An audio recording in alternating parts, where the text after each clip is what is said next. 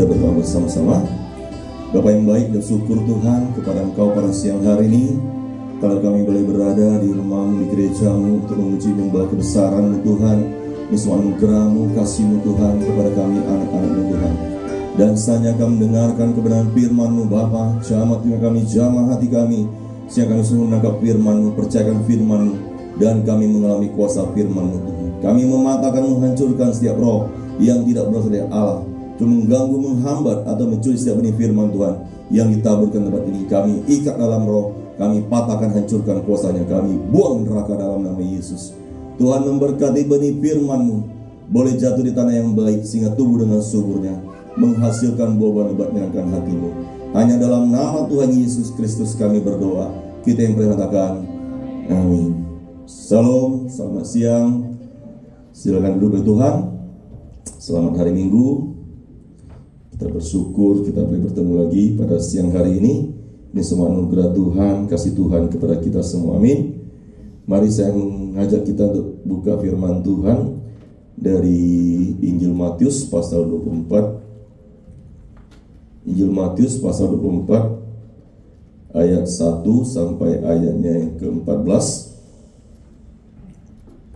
Injil Matius pasal 24 ayat 1 sampai ayatnya yang ke-14.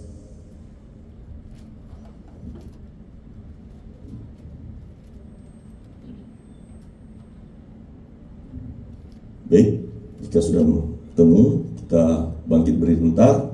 Kita angkat Alkitab kita, katakan saudara saya percaya bahwa kitab ini adalah firman Allah. Ketika saya membacanya, ketika saya mendengarkannya, saya percaya, saya taati, saya lakukan, maka saya pasti diberkati Tuhan sekarang ini juga. Tekan amin. Siang duduk jemaat dikasih Tuhan, kita akan baca berganti-gantian. Saya akan membaca ayat 1 ayat ganjil, dan jemaat dikasih Tuhan membaca ayat 2 ayat genap, dan seterusnya sampai ayat 14. Saya akan mulai lebih dahulu. Baik Allah akan diruntuhkan. Sesudah itu Yesus keluar dari baik Allah lalu pergi. Maka datanglah murid-muridnya dan menunjuk kepada bangunan-bangunan baik Allah. Ia berkata, aku berkata kepadamu, tidak atas gunung kau akan di atas batu yang lain, semuanya akan diruntuhkan. Ketika Yesus duduk di atas bukit Zaitun, datanglah murid-muridnya kepadanya untuk bercakap-cakap sendirian dengan dia. Kata mereka, katakanlah kepada kami bila manakah itu akan terjadi, dan apakah tanda kedatanganmu dan tanda kesudahan dunia. Dan Yesus kepada mereka, waspadalah supaya jangan ada seorang yang menyesatkan kamu. Sebab banyak orang akan datang dengan memakai namaku dan berkata, akulah Mesias, dan mereka akan menyesatkan banyak orang. Kamu akan mendengar perang atau kabar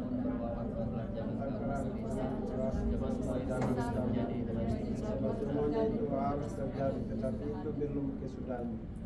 Sebab bangsa akan bangkit melawan bangsa, dan kerajaan melawan kerajaan. Akan ada kelaparan dan gempa bumi di berbagai tempat.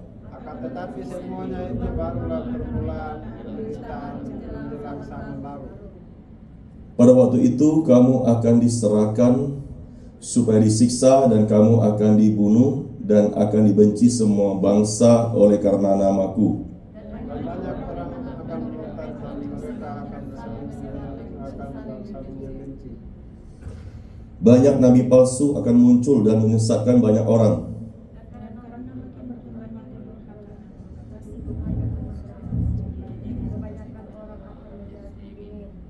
Tetapi orang yang bertahan sampai pada kesudahannya akan selamat. Injil kerajaan ini akan diberitakan di seluruh dunia menjadi kesaksian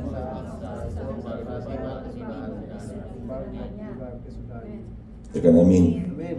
Ya. Saya sangat senang ya Bapak Tuhan pada siang hari ini menyampaikan firman Tuhan ini. Ya, karena apa? Kita melihat di sini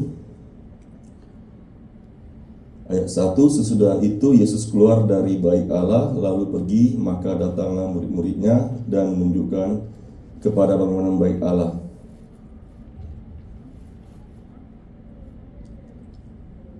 sini kita melihat ya para murid Yesus baru keluar ya sekitar jarak 50 meter, dia melihat baik Allah ya. Baik Allah ini sebenarnya baik Allah yang ketiga ya. Baik Allah yang ketiga sesudah pembuangan ke Babel ya, atau sering kita sebut bangunan baik Allah yang dinubuatkan oleh Nabi Hagai ya. Sesudah apa?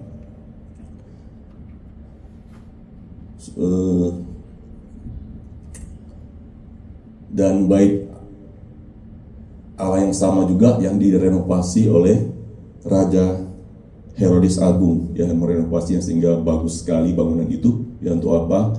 Untuk menarik orang-orang Israel pada zaman itu ya, mungkin sudah campur ya, enggak sepenuhnya orang Israel, sudah campur ya. Dan para murid Yesus itu melihat jarak sekitar 50 meter baik Allah itu ya, memang bagus sekali ya, dibangun, direnovasi sedemikian rupa, bagus ya kelihatannya. Tetapi mereka hanya bisa melihat sekitar jarak 50 meter ya.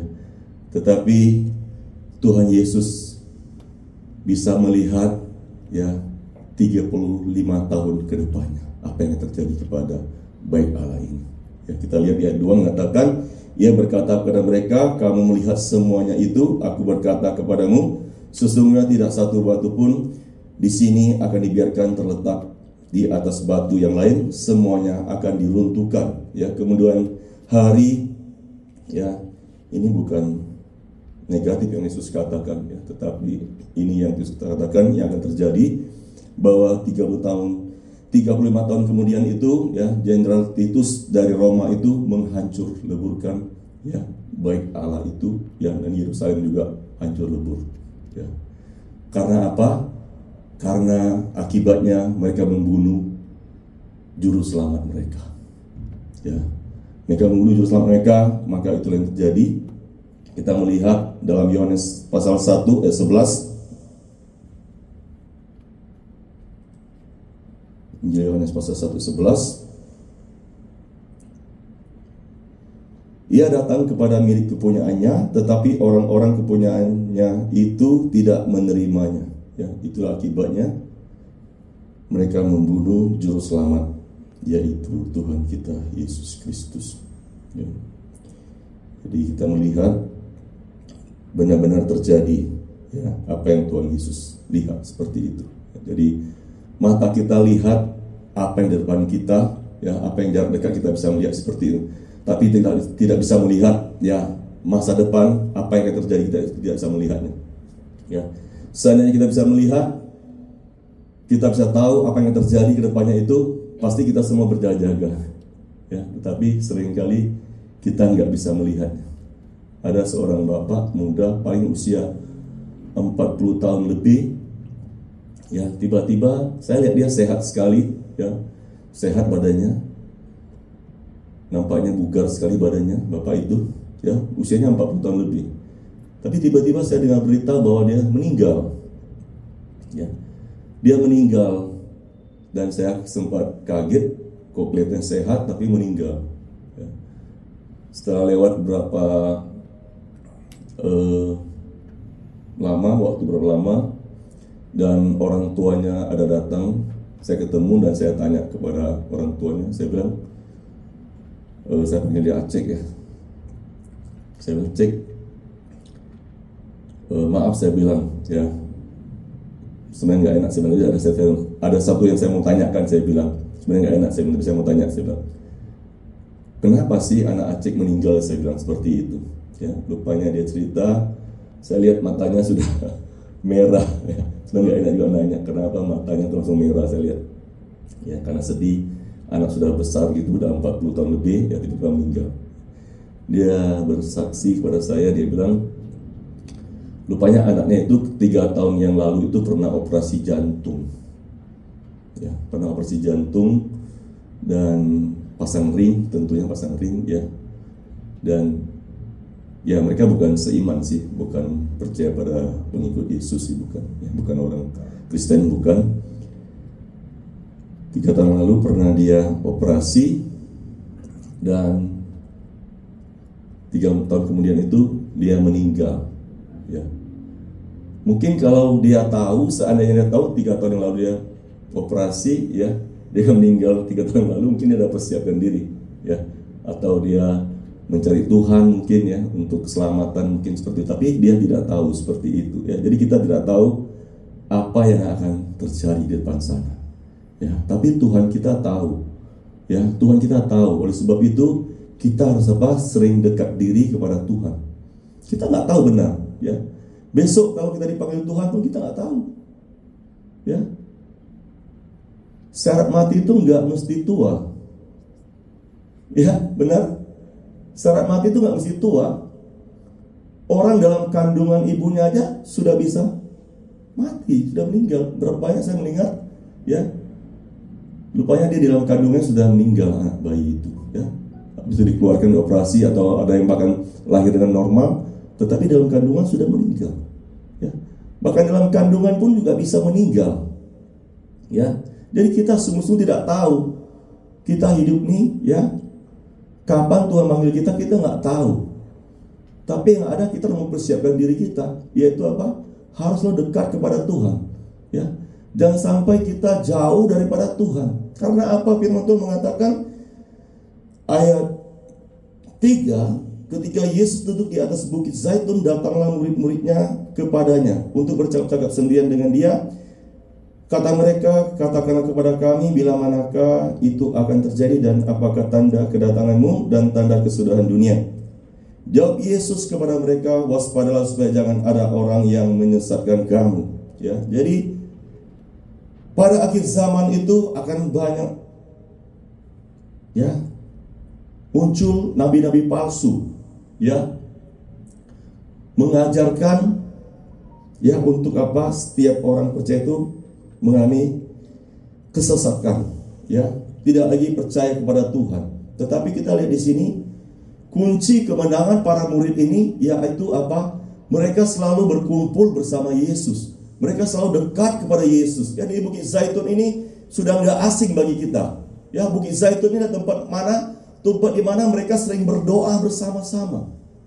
Tempat di mana mereka sering diajar oleh Tuhan Yesus. Dan kita melihat murid-murid Yesus ini tidak pernah jauh daripada Yesus. Mereka sering dekat kepada Yesus. Bahkan di mana Yesus berada, disitulah mereka berada. Ya, jadi kunci kemenangan para murid ini karena mereka dekat kepada Tuhan Yesus. Dan sekarang ini Tuhan Yesus sudah ada di surga, ya. Dan sekarang ini kita ada di bumi ini. Gimana supaya kita mengenal kemenangan? Gimana supaya kita tidak disesatkan? Gimana kita supaya kuat di dalam Tuhan? Ya, gitu harus kita selalu apa? Bersekutu dengan umat orang percaya. Ya, orang-orang percaya membangun iman kita. Orang-orang percaya membangun semangat kita. Ya, jangan kita berkumpul dengan orang-orang yang apa? Menjatuhkan iman kita, membuat kita ragu untuk bimbang, membuat kita gak semangat lagi mencari Tuhan. Saya mengatakan itu roh dari mana? Kalau roh membuat kita tidak semangat untuk beribadah kepada Tuhan, roh membuat kita tidak semangat untuk bersekutu dengan Tuhan, roh membuat kita baca firman Tuhan kita rasa ngantuk, roh membuat kita baca firman Tuhan kita rasa malas. Itu roh dari mana bagi Tuhan? Ya, ujilah setiap roh, kata firman Tuhan. Jangan mudah percaya dengan setiap roh itu, ya, karena nggak semua roh itu berasal dari Allah. Pokoknya ada rasa yang aneh, ada rasa yang ganjal, ada yang rasa kita tidak semangat lagi. Maka kita hati-hati. Jangan-jangan itu roh yang menyesatkan kita. Jangan roh itu membuat kita semangat lagi, ya. Tapi kita melihat kuncinya keberhasilan murid-murid Yesus, yaitu mereka selalu tanya kepada guru mereka, ya. Apa tanda kedatanganmu? Apa tanda kesudahan dunia ini? Mereka selalu tanya kepada Tuhan Yesus. Kita lihat dalam Yeremia pasal 33 ayat 3.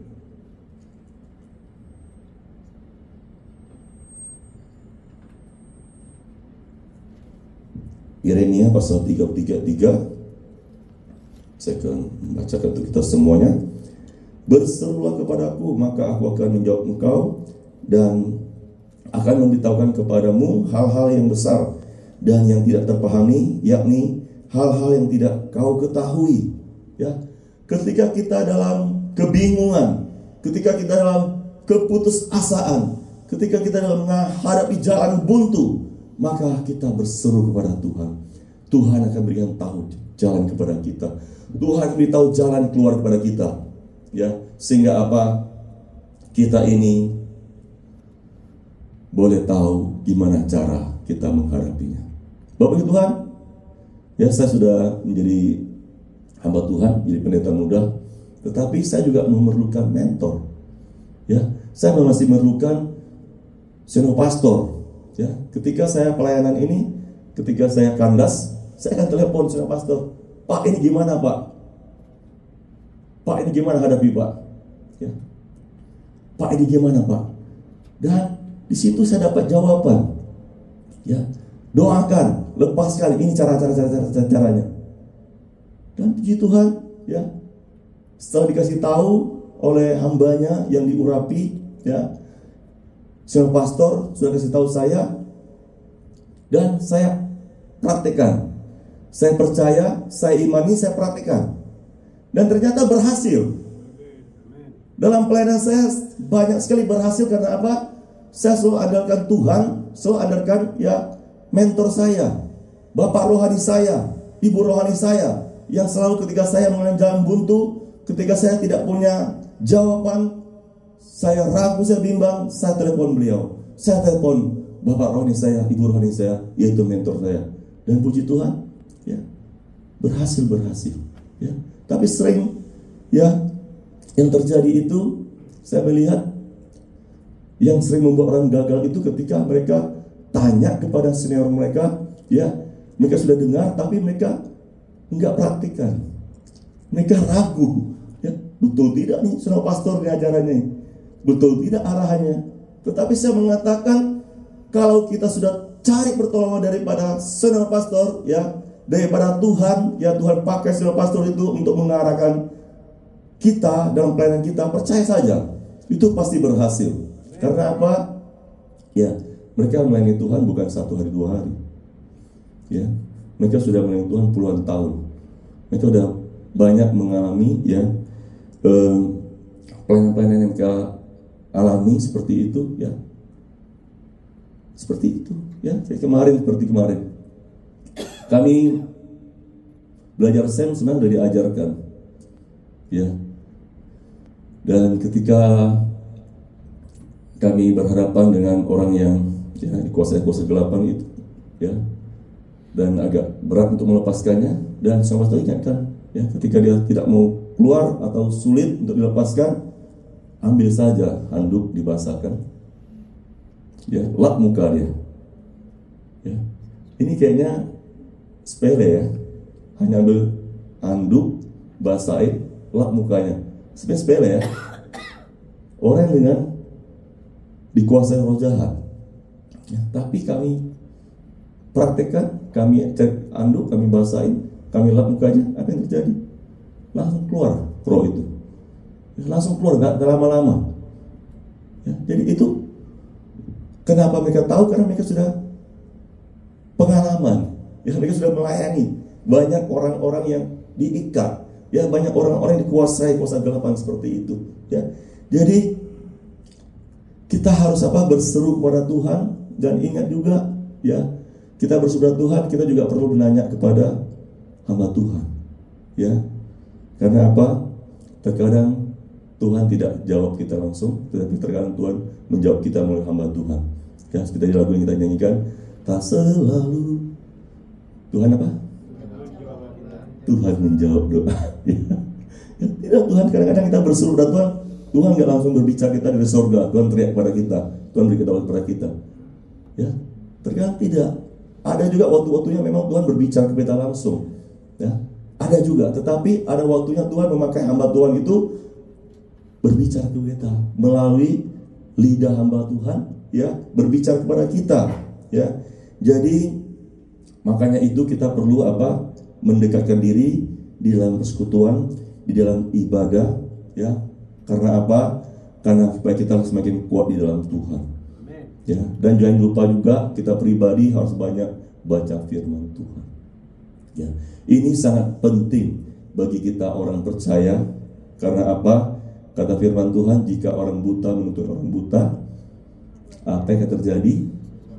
Kedua-duanya akan masuk dalam jurang. Ya, ini buta ini ya bukan buta secara jasmani, ya, bukan buta secara jasmani, tapi buta secara apa? Buta secara rohani. Orang yang tidak tahu jalan Tuhan, orang yang nggak pernah sering baca firman Tuhan, ya, orang yang hanya baca firman Tuhan separuh-separuh saja, tetapi tidak pernah baca firman Tuhan seluruhnya, itu dia akan apa?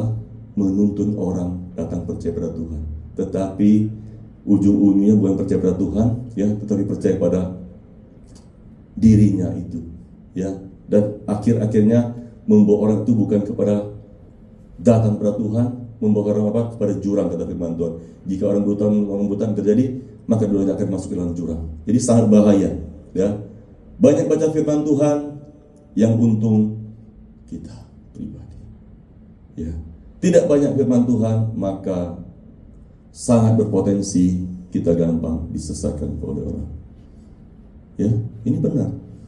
Ya, karena apa? Kalau kita tahu jalan, ya, saya udah tahu jalan ke rumah Bu Helmi, saya udah tahu. Ya, saya udah tahu. Dan kalau ada orang mengatakan, misalnya saya supir ini bawa mobil kan, misalnya ada penumpang misalnya di belakang saya, dia mengatakan belok ke sana. Saya bilang, oh enggak, sini jalannya.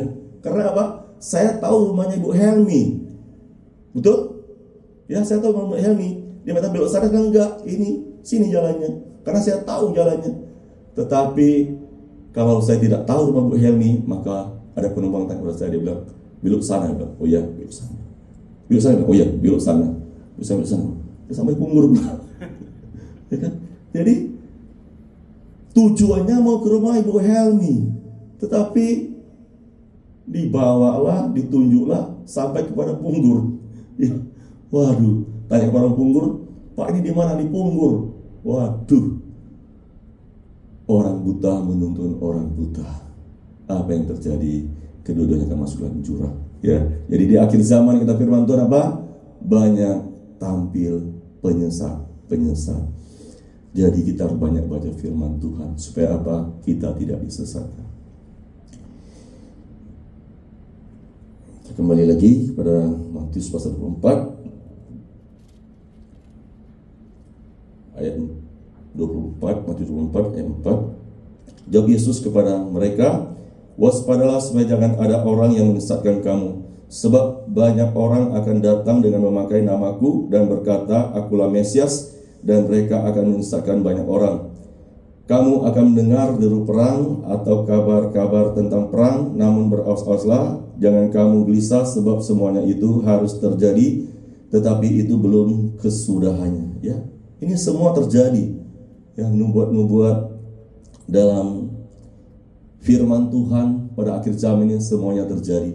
Ya, kenapa saya bilang terjadi? Ya, begitu banyak dengar ya ajaran-ajaran sesat lewat apa? Mungkin lewat FB mungkin. Ya, lewat YouTube mungkin, lewat media sosial mungkin, ya kita dengar gimana ya banyak muncul pengajaran-pengajaran yang menyesatkan, ya. Di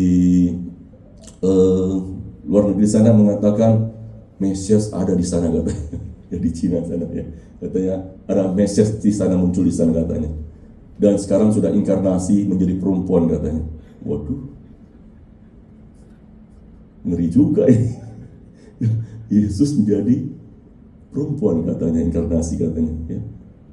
Sedangkan saya sudah membaca firman Tuhan dari Kejadian sampai Wahyu, yang nggak loncat itu urut sudah menghabiskan 7 kali. Saya belum pernah ketemu Tuhan Yesus berubah menjadi wanita, ya. Yang jadi wanita itu ya roh dewi-dewi itu ya kan. Nah, itu roh itu ya, itu baru perempuan. Tapi kalau Tuhan Yesus mana? Tidak ada, ya. Jadi itulah, ya, sekarang ini ya begitu bahaya, begitu banyak ajaran-ajaran, ya. Kita melihat di media sosial, ya, kita melihat banyak sekali yang muncul.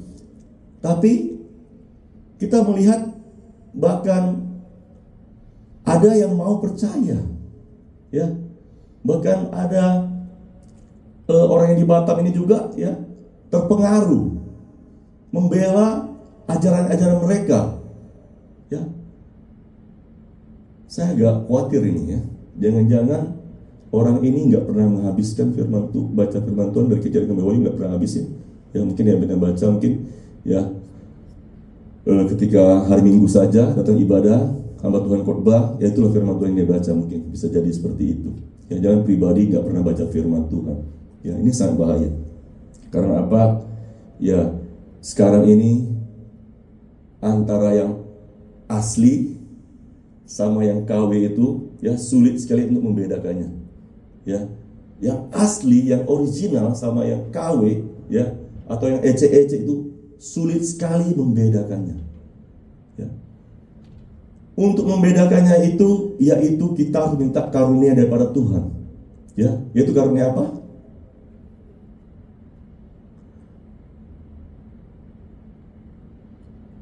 Ya, untuk membedakannya kita minta karunia dari Tuhan. Karunia apa?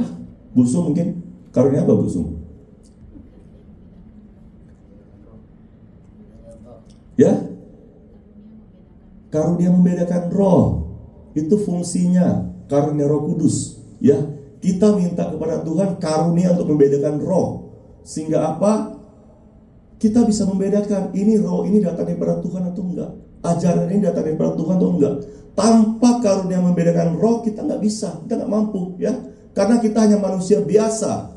Kita nggak kuat, kita nggak mampu. Tetapi oleh karena kita kuat, kita mampu ini karena apa? Karena ada roh yang kita jadi lebih besar dari roh dunia ini. Ya, kamu berasal dari Allah anakku dan kamu telah mengalahkan nabi-nabi palsu itu. Sebab roh yang kamu itu lebih besar daripada roh dunia ini. Maka itu tunduklah kepada Allah dan lawan kepada iblis, maka dia akan pergi daripadamu. Yaitu apa? Tunduk kepada Allah dan lawan kepada iblis, maka dia pergi daripadamu. Ya, kita harus perlu apa? Minta karunia membedakan roh sehingga kita tahu bisa membedakan roh ini daripada Tuhan atau enggak. Ya, kata ya, roh ini daripada Tuhan itu pasti menghidupkan, pasti membangkitkan, pasti menyemangatkan, ya, membuat kita punya kerinduan. Ada seorang bapak-bapak dan kepada saya, dia bilang dia biasa baca firman Tuhan, dia biasa enggak berdoa seperti itu. Tiba-tiba dia bilang dia enggak semangat lagi. Dia bilang seliki, lupanya apa? Ya, dia punya celah. Ya, begitu gampang masuk sekarang melalui apa? Media sosial. Ya, dia melihat di YouTube, mungkin di media sosial itu membuat dia tertarik untuk melihat sesuatu yang najis, yang kotor, dia berfirman Tuhan, ya. Sehingga apa? Dia kehilangan selera untuk baca firman Tuhan. Ya, dia kehilangan selera untuk berdoa. Dan puji Tuhan, ya. Dia datang pada saya, dia minta saya lepaskan, saya doakan, dan puji Tuhan, saya lepaskan, saya doakan, dan puji Tuhan. Setelah dilepaskan, didoakan, dan dia punya semangat baru. Ya, dia punya kekuatan baru, punya kerinduan untuk membaca firman Tuhan kembali. Ya, untuk berdoa kembali. Ya, karena apa? Karena hanya dekat pada Allah sajalah, maka kita menjadi tenang. Ya, ada seorang ibu yang kami layani. Dia sering dikuasai roh jahat. Ya, dan setiap kali kami pergi antar jemput dia, ya kami sering tanya dia gimana perasaannya. Dia bilang, kenapa ya? Dia bilang, kalau datang ibadah ini saya rasa sukacita, dia bilang. Saya rasa semangat, dia bilang. Tetapi kalau di rumah kok enggak, dia bilang ya. Ya, kalau datang di rumah tuh rasanya malas-malas, rasanya gimana, dia bilang. Dan setiap kali mau datang gereja juga rasanya malas katanya.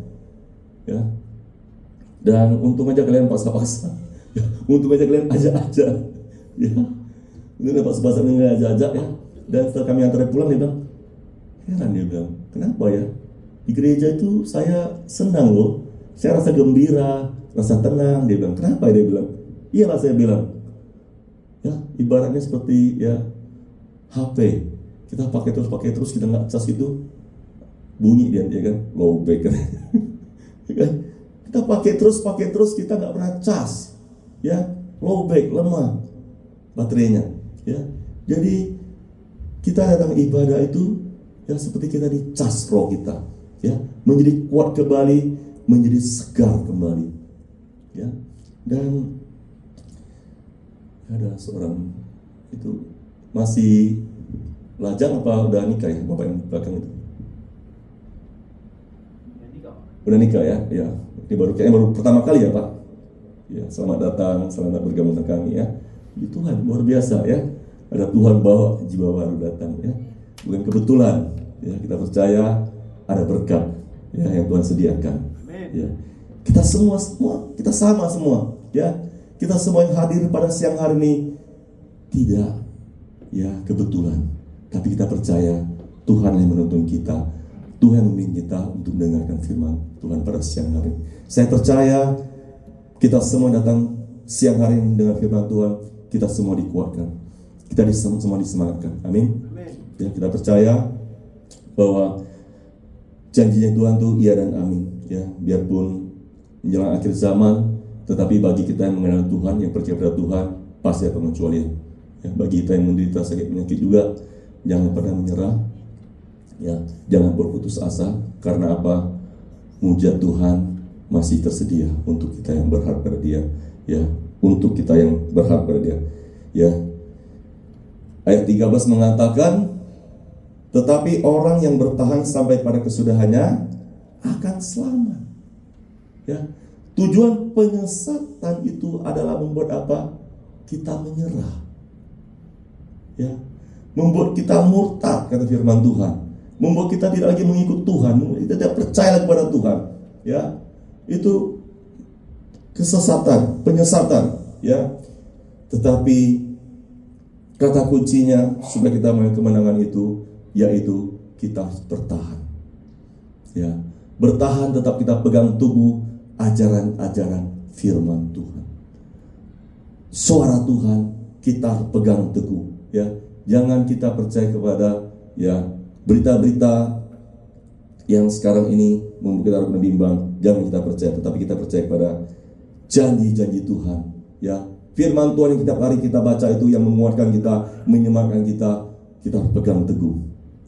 Ya, Pak Adi, Ketua Sinode mengatakan, ya, menderita penyakit kulit di kakinya itu, ya, didoakan kata seperti itu, ya.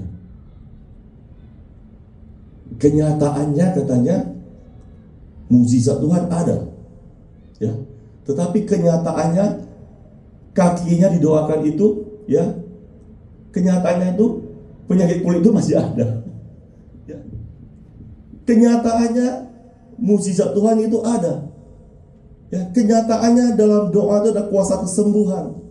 Tetapi setiap kali didoakan, melihat kakinya itu, kenyataannya lukanya itu nggak hilang, lukanya itu nggak sembuh. Ya, bahkan dia mandi katanya. Ya, bahkan mandinya ya, sampai berdoa katanya seperti itu. Ya. Kenyataannya mukjizat Tuhan itu ada. Tetapi kenyataannya sudah didoakan berulang-ulang kali, penyakit kulit itu tetap ada katanya. Ya, berlangsung berapa lama? 7 tahun. Ya, berlangsung 7 tahun. Dan dia sibuk pelayanan. Ya, sampai dia lupa kakinya ada alergi atau luka kakinya, sampai dia lupa. Tiba-tiba dia lihat kok kakinya sudah sembuh. Ya, kakinya sudah sembuh. Ya, kenyataan itu bisa berubah, tapi kasih Tuhan tidak akan pernah berubah. Ya, percayalah, kenyataannya kita sekali doakan kita masih sakit, tapi percayalah, janji Tuhan itu tetap ada. Ya, kenyataan sekarang kita hidup di akhir zaman, tapi percayalah, janji Tuhan untuk kita yang bertahan, pasti kita selamat. Pasti kita mengalami mukjizat, kesembuhan, pemulihan. Setiap janji Tuhan akan kita terima daripada Tuhan. Ya, kita melihat sekarang ini, ya, media sosial ini, ya, kita baca firman Tuhan dulu. 7, sebab bangsa akan bangkit melawan bangsa dan kerajaan melawan kerajaan, akan ada kelaparan dan gempa bumi di berbagai tempat. Akan tetapi semuanya itu barulah permulaan penderitaan menjelang zaman baru. Pada waktu itu kamu akan diserahkan supaya disiksa, dan kamu akan dibunuh dan akan dibenci semua bangsa oleh karena namaku. Dan banyak orang akan murtad, dan mereka akan saling menyerahkan dan saling membenci. Banyak nabi palsu akan muncul dan menyesatkan banyak orang. Dan karena makin bertambahnya kedurhakaan, maka kasih kebanyakan orang akan menjadi dingin. Ya. Akhir zaman itu kasih banyak orang akan menjadi dingin. Ya, bahkan kita melihat hubungan dalam rumah tangga pun, ya, makin lama makin terasa dingin. Tetapi saya mengatakan, bagi kita yang mengasihi Tuhan, bagi kita yang dekat kepada Tuhan, bagi kita yang mengenal Tuhan, bagi kita yang percaya pada Tuhan, ada pengecualian bagi kita. Amin. Ya, ya. Saya 2000 berapa ya? Wajin. Udah berapa tahun wajin kita ini? Lupa saya. 2002 ya? 2003 nikah kita. Ya? 2001 makan ya, tambah cepat 2001 ya. Dan 2001 sekarang 2024 ya, udah lumayan banyak tahun juga tuh ya. Tapi saya merasa rumah tangga kami ini kok enggak semakin dingin, semakin panas. Iya, semakin panas ya. Iya. Dulu jarang sekali ya istri saya panggil saya yang, ya kan. Sekarang dia WA saya, dia bilang iya. Wah, berbunga-bunga. Berbunga-bunga ya. Waduh, saya bilang kasih Tuhan ya membuat apa cinta kita itu semakin lama semakin berbunga-bunga, semakin berapi-api, semakin hangat. Tidak ada dingin dalam kasih Tuhan. Amin. Ya, begitu juga kasih kita kepada Tuhan tidak akan menjadi dingin, asalkan apa? Kita memeliharanya, kita menjaganya, kita mengikuti arahan Tuhan. Kita percaya cinta kepada Tuhan akan berbunga-bunga. Ya, tidak berdoa kayaknya saya tidak nyaman untuk tidur. Tidak baca surat cinta daripada Tuhan, surat cinta di firman Tuhan. Tidak baca surat cinta daripada Tuhan, saya tidak pernah. Lisa, dulu saya pacaran sama istri saya seperti itu. Kalau nggak dengar suaranya, HP aja, mau telepon aja, kalau nggak dengar suaranya tuh rasanya sulit mau tidur. Ya, begitulah. Kalau kita ada cinta sama Tuhan itu, ya kan? Gelisah kita nggak baca firman Tuhan. Aduh, surat cinta daripada Tuhan, ya kan? Wah, tak bisa bayangin, ya kan? Ada lagu apa? Kita nyanyi dia. Yesus kekasih jiwaku. Ya, kita nyanyi gitu ya. Siapkan energi lagu. Ya, di LCD. Yesus kekasih jiwaku.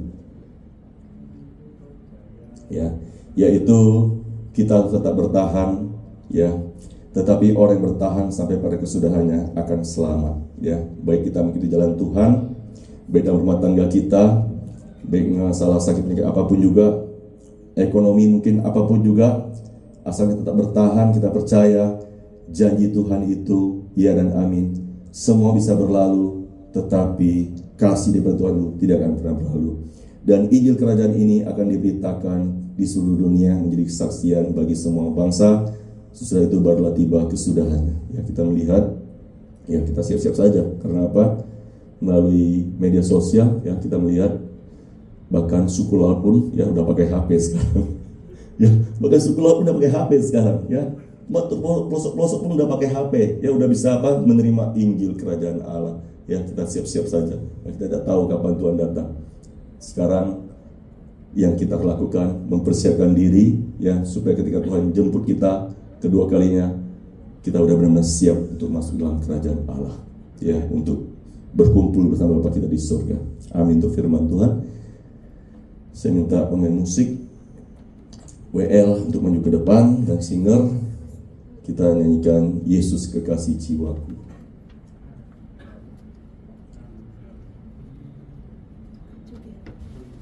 Oke, tapi